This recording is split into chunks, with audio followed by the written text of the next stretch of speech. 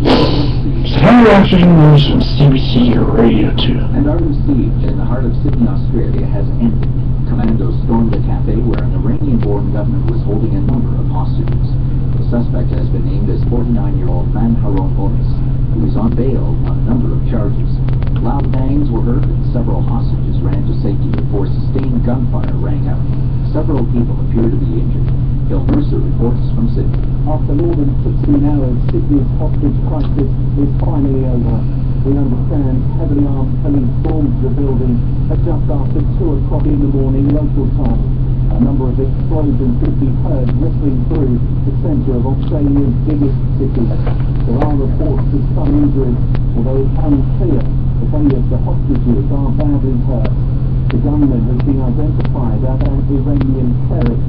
It was just after 9 o'clock in the morning local time on Monday that he went into a Sydney cafe armed, taking an unknown number of hostages. That's the BBC's Phil Mercer reporting. The judge in the murder trial of Luca Magnotta will give final instructions to the jury today before it begins its deliberations. The jurors will be deciding whether Magnotta should be held criminally responsible for his actions. He's being tried on 5 charges, including first-degree murder, death and dismemberment of a Concordia University student. The Crown alleges Magnotta carefully planned and carried out the killing before posting a video online and fleeing the country. Magnotta has pleaded not guilty due to mental illness. The federal finance minister is in the second day of meetings with his provincial counterparts in Ottawa today. Last week, Ontario Finance Minister Charles Sousa wrote a letter calling on the government to increase transfer payments. Today, Joe Oliver took the opportunity to reply to Ontario.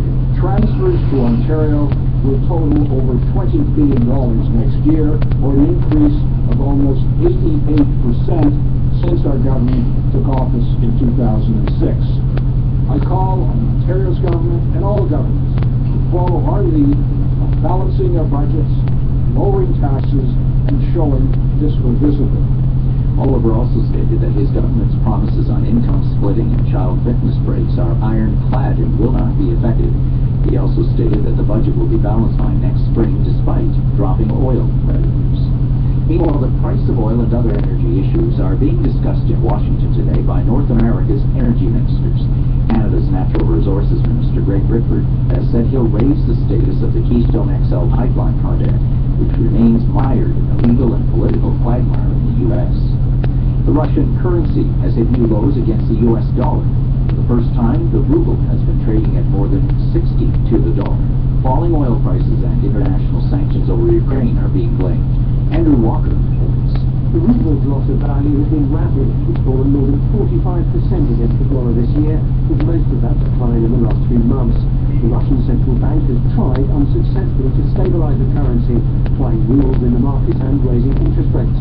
But those efforts have been overwhelmed by the fall in the price of crude oil, one of the country's main exports, and by concerns that international sanctions over Ukraine might be stepped up. The main economic damage done in Russia by the currency fall is rising inflation. That's the BBC's Andrew Walker. A lawsuit has been filed against the manufacturer, distributor, and vendor of the rifle used in the Sandy Hook Elementary School massacre in Connecticut 2 years ago. The suit has been filed on behalf of the families of 9 of the 26 people killed in the attack.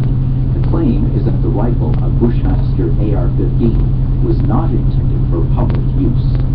Despite being in the middle of a long-running recession, Italy has announced it will bid for the 2024 Summer Olympic Games. Germany is also making a pitch, and France is expected to join the race this month as well.